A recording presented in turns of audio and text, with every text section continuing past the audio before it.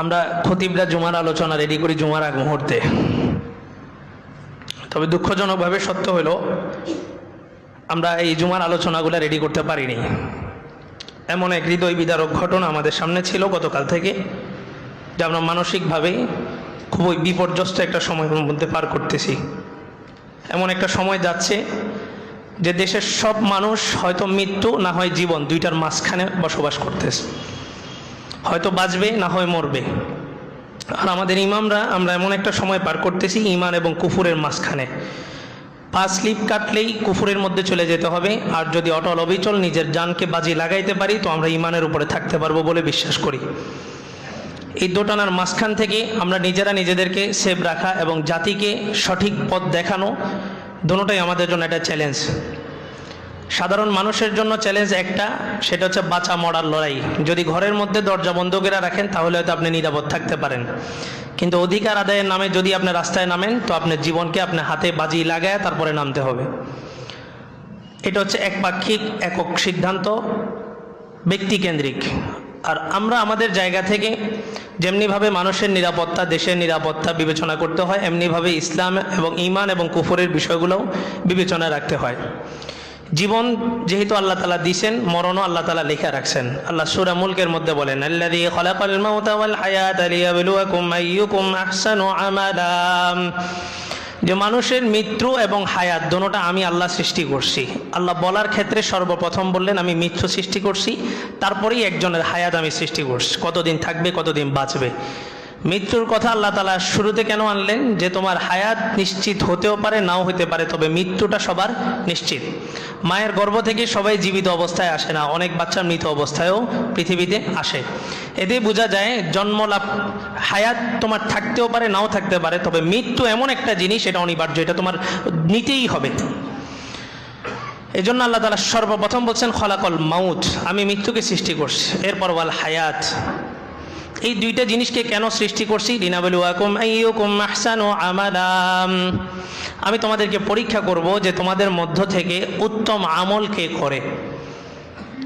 আল্লাহ যদি এখানে বলতেন লিনাবলুয়াকুম আইয়ুকুম আকসারু আমালা, যে আমি পরীক্ষা করব তোমাদের মধ্যে অনেক বেশি আমল কে করে, তাহলে হয়তো আমাদের জন্য বিষয়টা সহজ ছিল। আমাদের নামাজ, রোজা, হজ, যাকাত এগুলো সব কিছুই আমাদেরকে বাঁচানোর একটা মাধ্যম হতো।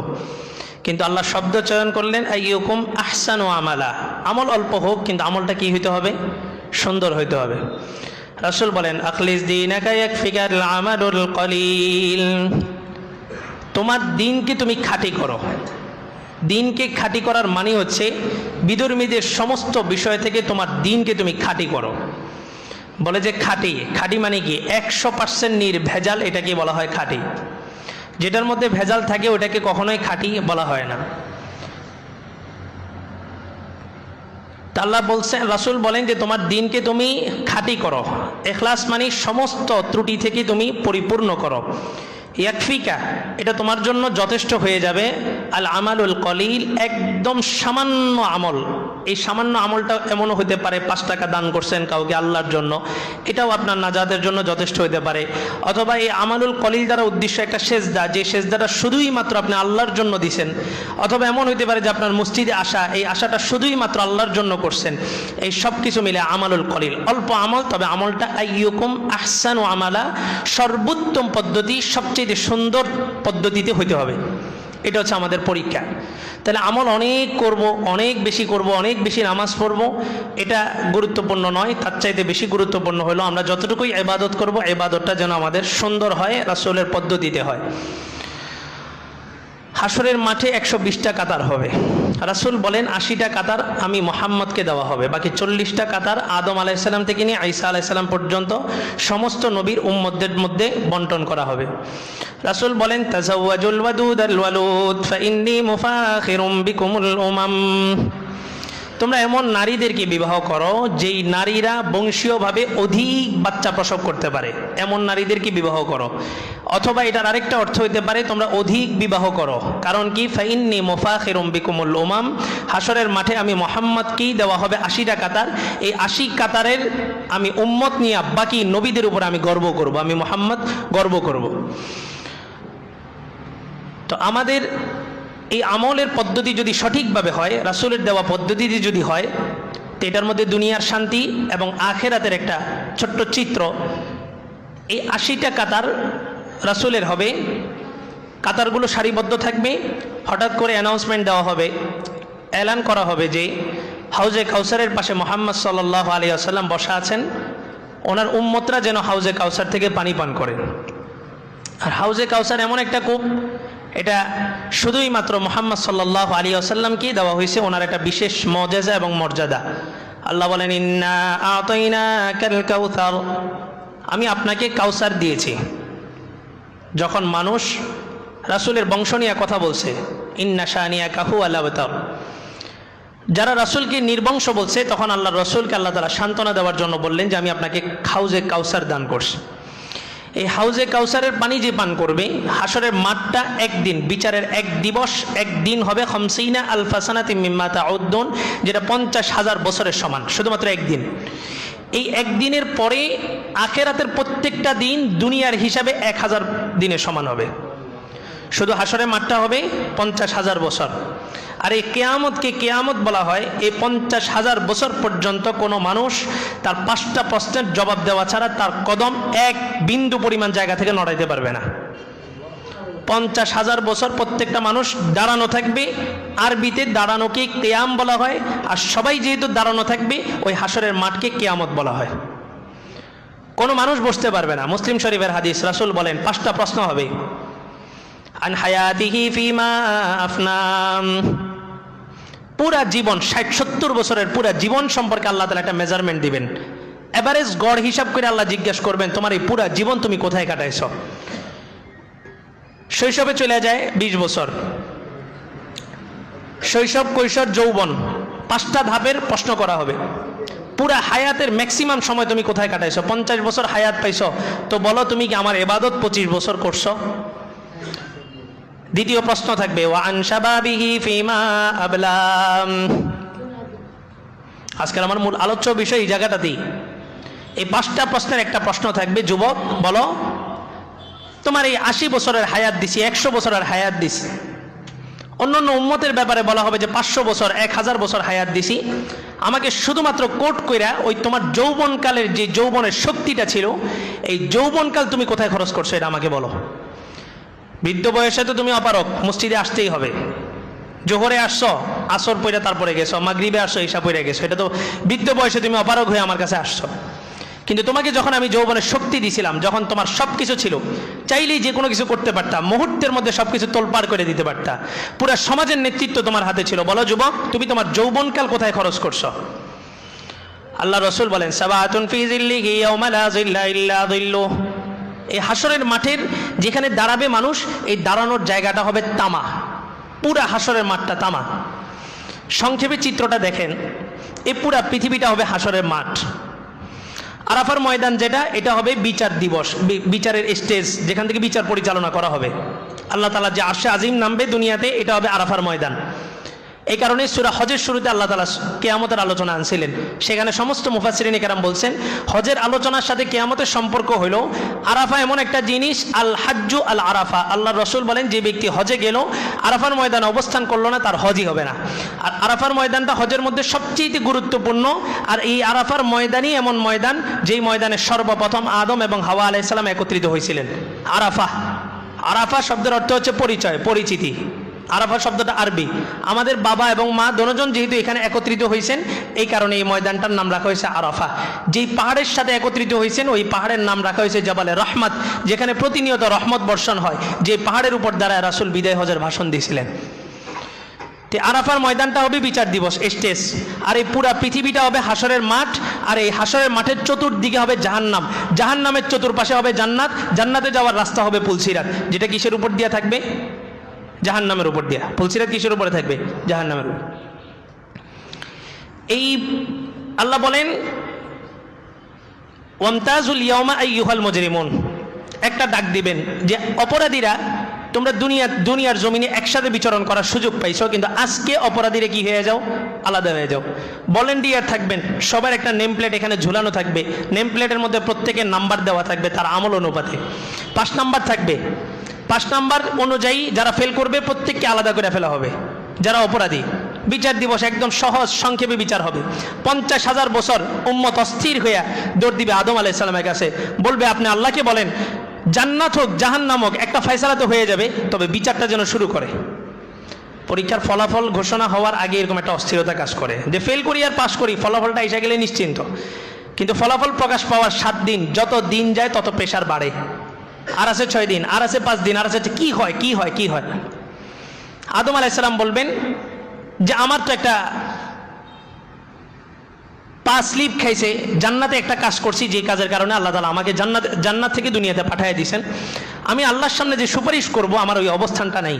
আল্লাহ রসুল বলেন প্রত্যেকটা নবীকে আল্লাহ তাআলা একটা পাওয়ার দিয়েছেন দুনিয়ার জমিনে কাজে লাগানোর। সমস্ত নবী ওই পাওয়ারটা দুনিয়াতে কাজে লাগাইছেন। নূহ আলাইহিস সালাম তার পাওয়ার দিয়া পুরো উম্মতকে ধ্বংস করে দিয়েছেন, পুরো জাতিকে শেষ করে দিয়েছেন। বন্যার এক প্লাবন, তিনি দোয়া করছেন রব্বিলা তাদার আলাল আরদি মিনাল কাফিরিনা দাইয়ারা, আল্লাহ একটা কাফেরকে আপনি আর ছাইরেন না। বদদোয়া সাথে সাথে কবুল হয়ে গেছে। আল্লাহ তাআলা নৌকা বানাইতে বলছেন, নৌকার উপরে উঠে পুরা জাতিকে আল্লাহ তাআলা শেষ করে দিয়েছেন। 40 দিন পর্যন্ত এই প্লাবন ছিল।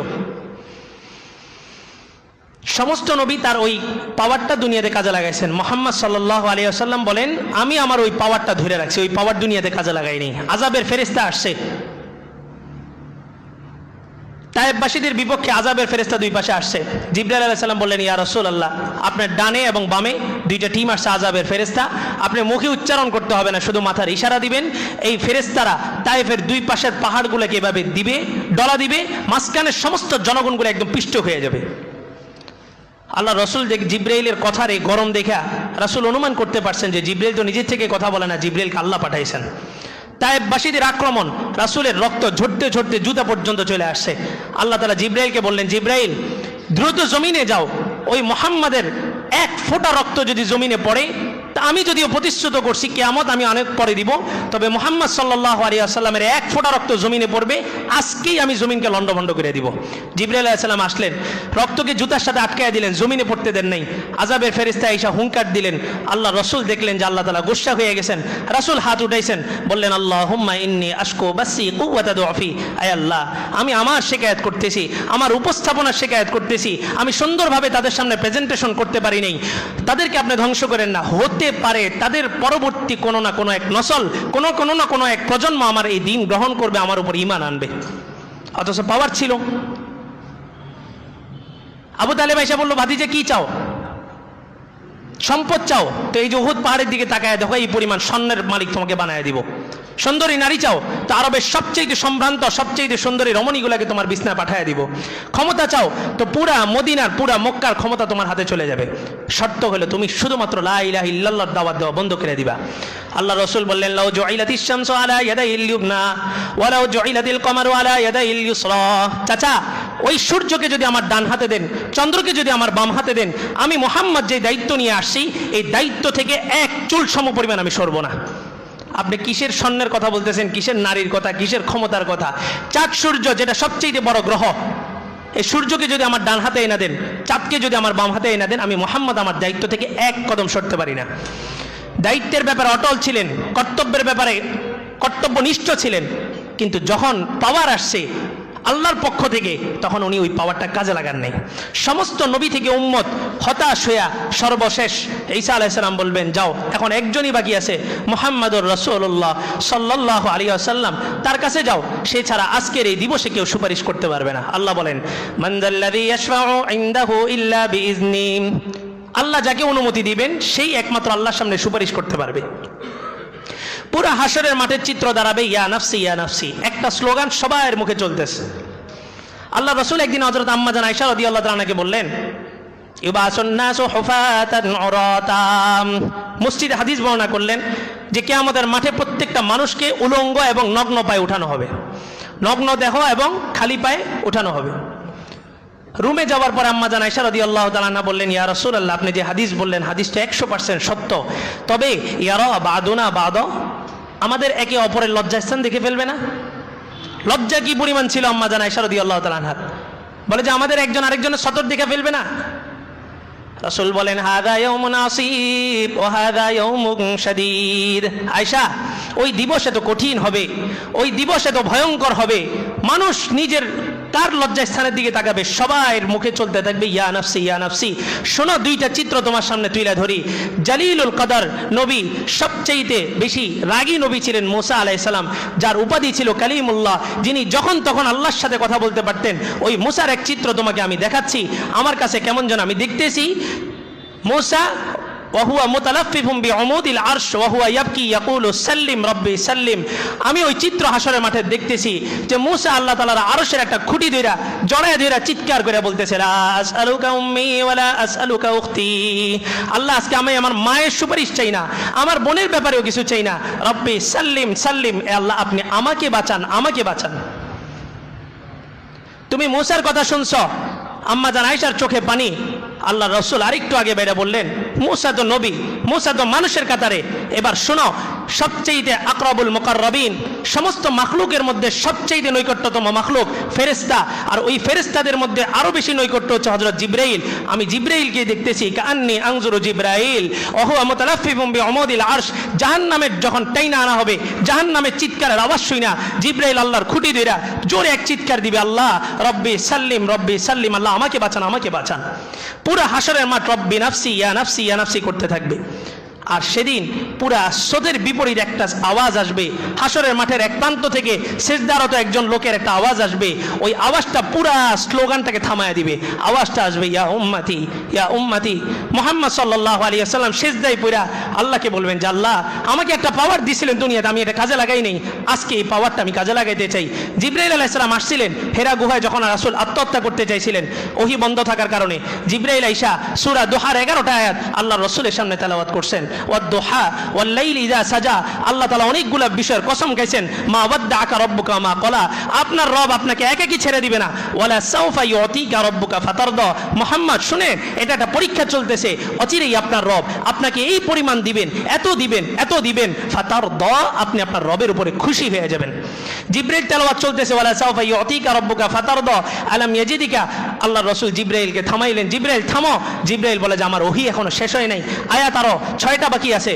আল্লাহ রসুল বলেন, আমি এই আয়াত বুঝা ছাড়া আমি সামনে 6টা আয়াত রিসিভ করতে রাজি না, আমাকে বলো ওয়ালা সাউফা ইউতিকা রাব্বুকা ফাতারদা। আল্লাহ বলছেন আমাকে এই পরিমাণ দিবেন যে আমি খুশি হয়ে যাব, আমাকে বলো আমাকে কি দিবেন। জিবরাইল বললেন, হাসরের মাঠে আপনি যা চাইবেন, সাল তুতা শাফি তুশাফা, যা চাইবেন তাই দিবে, যার ব্যাপারে সুপারিশ করবেন তার ব্যাপারে সুপারিশ গ্রহণ করা হবে। আল্লাহ রসুল বলেন, জিবরাইল আল্লাহকে বলে দিও আমার একটা উম্মত জাহান্নামে থাকতে আমি মুহাম্মদ কোনোদিন খুশি হইতে পারবো না। হে মুহাম্মদ, চেয়ার আসবে, সিংহাসন আসবে, বলা হবে আপনি বসেন। আল্লাহ রসুল সিজদা থেকে মাথা উঠাইবেন, বলবেন যে মুহাম্মদ আপনি যা চাইবেন আমি সাল তো আপনি চাইতে দেরি, আমি দিতে দেরি করবো না। শাফি তুশাফা, কোনো জাহান্নামের ফয়সালা, জাহান্নামের ব্যাপারে যদি আপনি সুপারিশ করেন তো তাকে জান্নাত দিতে আমি দেরি করবো না। আপনি মাথা উঠান হাবিব, আপনি মাথা উঠান।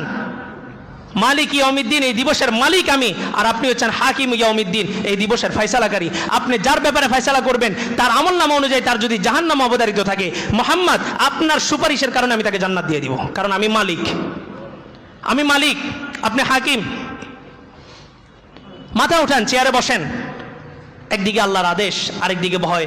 আল্লাহ রসুল চেয়ারে না বসে হাত রাখবেন, আল্লাহর আদেশ, বসতে বলছেন, না বসলে আদেশ লঙ্ঘন হবে, এজন্য হাত রাখবেন। আর বলবেন আমি এটাতে বসবো কিভাবে, হতে পারে এই চেয়ারে আমি বসবো, চেয়ার আমাকে জান্নাতে নিয়ে যাবে, আমার উম্মতের মিজানের পাল্লার সাথে কে দাঁড়াবে, পুলসিরাতের পাশে কে দাঁড়াবে, দাঁড়ায় থাকবেন। এই দয়াময় নবী রহমাতাল লিল আলামিন এতক্ষণ দয়ার কথা শুনছেন, এবার একটা ভয়ঙ্কর হুঁশিয়ারি রাসূল দিয়েছেন। বলেন যে হাউজে কাউসারের রাস্তা দাঁড় করানো হবে, 80টা কাতারের মধ্যে ঘোষণা দেওয়া হবে, আসো তোমরা হাউজে কাউসারে পানি পান করো। 50,000 বছরের এক দিবস হবে। আল্লাহ রসুল বলেন, যে ব্যক্তি হাউজে কাউসারের মান শারিবা মিন হাউজি, যে ব্যক্তি আমার হাউজে কাউসার থেকে পানি পান করবে, লাম ইয়াজমা আবাদা হাত্তা ইয়াদখুলাল জান্নাহ, সে জান্নাতে প্রবেশ করা পর্যন্ত তার আর পানির পিপাসা লাগবে না। হাউজে কাউসারের পানি যে পান করবে তার জান্নাতে ঢোকার আগ পর্যন্ত পানির পিপাসা লাগবে না। আসো সিরিয়াল আসো, হাসরের মাঠের একদিনই তো হবে 50,000 বছর, তোমার পানির পিপাসা লাগবে না তুমি যদি আমার হাউজে কাউসারের থেকে পানি পান করতে পারো। বিচার কার্য এখনো শুরু হয়নি, পুরো হাসরের মাঠটা থাকবে অন্ধকার। আল্লাহ বলেন, নূরুহুম ইয়াসআ বাইনা আইদিহিম ওয়া বিআইমানিহিম, প্রত্যেকটা মুমিন তাদের দুইটা আলো থাকবে, একটা হচ্ছে কপালে আর একটা হচ্ছে ডান কাঁধে। আমরা বলি না কিরামান কাতিবিন, কিরামান কাতিবিন দুইজন ফেরেশতা নয়, কিরামান মানে সম্মানিত, কাতিবিন মানে অসংখ্য লেখক। আমাদের এই দুই কাঁধে অসংখ্য লেখক আমাদের সাথে আছেন। একদম আমাদের জন্ম থেকে মৃত্যু পর্যন্ত এরা থাকবেন। আর প্রতিদিন প্রত্যেকটা মানুষের সাথে 20 জন ফেরেশতা থাকে, সকাল থেকে সন্ধ্যা 10 জন, সন্ধ্যা থেকে পরের দিন সকাল পর্যন্ত 10 জন। 2 ঠোঁটের মাঝখানে, নাকের ডগায়, চোখে, কানে, ডানে বামে উপরে নিচে 10টা ফেরেশতা আমাদেরকে প্রটোকল দিতে থাকেন প্রতিদিন। কারণ আমলের কারণে ফেরেশতাদের ক্ষমতা পরিপূর্ণ থাকে, ফেরেশতারা তাদের ক্ষমতাগুলো কাজে লাগাইতে পারে। এই জন্য রাস্তা পার হয়েছে বলে যে আর অল্প একটু হইলেই অ্যাক্সিডেন্ট হয়ে যেতেন, ফেরেশতা বাঁচাই দিস। আর কেউ গুনার কারণে এই ফেরেশতাগুলোকে নিষ্ক্রিয় করে ফেরেশতাদের ক্ষমতা কাজে লাগানোর যে অবস্থানটা থাকে অবস্থানটা নষ্ট করে ফেলে। তো দেখা যায় যে কিছুই হয়নি, হালকা একটা ধাক্কা লাগছে, মৃত্যুবরণ করছে। তো কিরামান কাতিবিন, এই ডান কাদের ফেরেশতারা আমাদের নেকিগুলা লেখেন। আর প্রত্যেকটা নেকি এটা একটা নূর, প্রত্যেকটা নেকি এটা একটা নূর। আর কপালে যেহেতু সেজদা দিছি, যারা সেজদা দিবে তাদের কপালে একটা দাগ থাকবে। গররুল মুআজ্জিলিন বলা হয়েছে, হাসরের মাঠে এদের এই সমস্ত সেজদার জায়গাগুলো চমকাইতে থাকবে। আল্লাহ বলেন নূরুহুম ইয়াসআ বাইনা আইদিহিম ওয়া বিআইমানিহিম, প্রত্যেকটা মানুষ, প্রত্যেকটা মুমিনের 2টা লাইট থাকবে, একটা কপালে আর একটা হচ্ছে ডান কাঁধে। ইয়াকুলুনা রাব্বানা আতমিম লানা নূরানা ওয়াগফির লানা ইন্নাকা আলা কুল্লি শাইইন কাদির। এই মুমিনরা আতঙ্কিত হয়ে আল্লাহকে বলবে, আল্লাহ আমাদের এই আলোটাকে আপনি পরিপূর্ণ করেন, আতমিম লানা নূরানা ওয়াগফির লানা, আমাদেরকে ক্ষমা করেন, আমরা যেন এটাকে পরিপূর্ণ রাখেন, লাইটটা বন্ধ করে দিয়ে আমরা একটু জান্নাত পর্যন্ত যেন যাইতে পারি। বুশরাকুমুল ইয়াওমা জান্নাতুন তাজরি মিন তাহতিহাল আনহারু খালিদিনা ফিহা। সূরা হাদীদের মধ্যে 12 নম্বর আয়াতে আল্লাহ বলেন, ইয়াওমা তারাল মুমিনিন, আপনি মুমিনদেরকে দেখবেন, ইয়াসআ নূরুহুম, তারা তাদের নূরের মধ্যে চলতেছে, বাইনা আইদিহিম ওয়া বিআইমানিহিম, তাদের সামনে এবং তাদের ডানে 2টা নূর থাকবে। বুশরাকুমুল ইয়াওম, তাদেরকে সেদিন কি দেওয়া হবে? সুসংবাদ দেওয়া হবে। কিসের? জান্নাত, বাগানের। এমন এক জান্নাত তাজরি মিন তাহতিহাল আনহার, যার তলদেশ দিয়ে নহর প্রবাহিত হয়। কতদিনের? খালিদিনা ফিহা, চিরস্থায়ী। আর মুনাফিকদের চিত্র আল্লাহ বলেন, ইয়াওমা ইয়াকুলুল মুনাফিকুনা ওয়াল মুনাফিকাত, মুনাফিক পুরুষ এবং নারী, তাদের চিত্র কি হবে জানেন?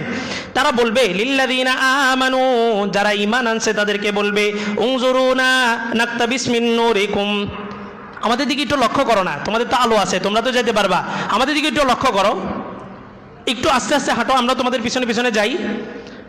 বাতি তো একজনের হাতে থাকে, ওই বাতি দিয়ে সবাই আলো পাইতেছে না। তো এই মুনাফিকরা মুমিনদের পিছনে ঘুরবে আর বলবে, একটু লক্ষ্য করো, নাকতাবিস মিন নূরিকুম, আমরা তোমাদের আলো থেকে একটু উপকৃত হব। অদৃশ্যের এক আওয়াজ আসবে, কিলা রজিউ ওয়ারাকুম ফালতামিসু নূরাম, পিছনে যাও, পিছনে তোমাদের জন্য আলোর ব্যবস্থা আছে। তো মুনাফিকরা মনে করবে যে এই আলোটা মনে হয় হাসরের মাঠে দিছে, হাসরের মাঠ থেকে মনে হয় আলোটা, আরাফার ময়দান থেকে মনে হয় আলোটা তারা সংগ্রহ করছে। তো মুনাফিকরা তারা কি করবে? পিছন দিকে দৌড় দিবে। আচ্ছা, কথাটা কি মিথ্যা? এই যে অদৃশ্যের আওয়াজটা আসবে, এটা কি মিথ্যা? এটা মিথ্যা নয়। আল্লাহ বলবেন, কিলার জি ও ওরা, এখন তোমরা পিছনে যাও মানে দুনিয়ার জীবনে যাও, দুনিয়ার জীবনে যায় আলো কি করো? কালেক্ট করো। তো দুনিয়ার জীবনে কি আর আসা সম্ভব? সম্ভব নয়। এই জন্যই আল্লাহ বলছেন, আল্লাহ ইয়াস্তাহজিউ বিহিম ওয়া ইয়ামুদ্দুহুম ফি তুগয়ানিহিম ইয়ামাহুন, মুনাফিকরা মনে করে তারা আল্লাহকে ধোঁকা দিচ্ছে। ইখাদিউন আল্লাহ ওয়াল্লাযীনা আমানু ওয়া মা ইয়াখদাউনা ইল্লা আনফুসাহুম ওয়া মা ইয়াশউরুন। আল্লাহ বলেন, মুনাফিক যারা, তারা আল্লাহকে এবং মুমিনদেরকে ধোঁকা দেয়, দুনিয়াতে বিভিন্ন পদ্ধতিতে ধোঁকা দেয়। আল্লাহ বলেন, মূলত তারা মুমিনকেও ধোঁকা দেয় না, আমি আল্লাহকেও ধোঁকা দিতেছে না। ধোঁকা তারা কাকে দিতেছে? তারা নিজেরাই নিজেদেরকে দিতেছে, বুঝতেছে না। তো এবার হাসরের মাঠে বলে যে পিছনে যাও। তো মুনাফিকদেরকে বলা হবে, তোমরা পিছনে যাও। আল্লাহ কি মিথ্যা বলছেন? মিথ্যা না। পিছনে যাও মানে কোথায়? দুনিয়ার জমিনে যাও। তো দুনিয়ার জমিনে কি আসা সম্ভব? সম্ভব নয়। মুনাফিকরা মনে করবে এই আওয়াজটা মনে হয় ওই আরাফার ময়দান থেকে নূর আনতে বলছে। ফাদুরিবা বাইনাহুম বিসুরিন লাহু বাব, তো মুনাফিকরা সবাই বলবে, চলো চলো চলো, একটু অল্প একটু হাইটে গেলে আরাফার ময়দান আছে, ওখান থেকে নূর নিয়ে আসি। তো তারা পিছন দিকে ঘুরবে, মুমিনরা তাদের নূরের আলো দিয়ে সামনের দিকে যাবে। আল্লাহ বলেন, ফাদুরিবা বাইনাহুম বিসুরিন লাহু বাব, তাদের মাঝখানে আমি একটা পার্টিশন বসায় দেবো, শেষ। মুনাফিক আলাদা, মুমিন আলাদা। এবার বিচার কার্য শুরু।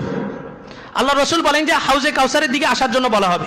ফেরেশতারা ওখানে মোড়ে মোড়ে দাঁড়ানো থাকবে, বাঁকে বাঁকে, প্রত্যেকটা মোড়ে দাঁড়ানো থাকবে। কোথায় যাও? হাউজে কাউসারে পানি পান করবো, নেম প্লেট দেখাও। প্লেট দেখাবে, তোমার তো 5 নাম্বার আসে নাই, যাও। লাঠি দিয়ে পিটিয়া পিটিয়া সবগুলার লাইন থেকে বের করবে। আল্লাহ রসুল এই দৃশ্য, রহমাতাল লিল আলামিন, যিনি কিয়ামতের মাঠে উম্মতের জন্য কানবেন, উনি এই দৃশ্য সহ্য করতে পারবেন না। বলবেন, আল্লাহ এরা তো আমার উম্মত, হাদিহি মিন উম্মতি, এরা সবগুলো আমার উম্মত।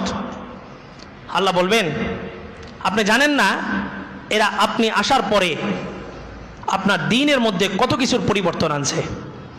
আপনি জানেন না আপনি আসার পর এরা বিধর্মীদের কালচারগুলোকে দ্বীন বলে প্রচার করছে।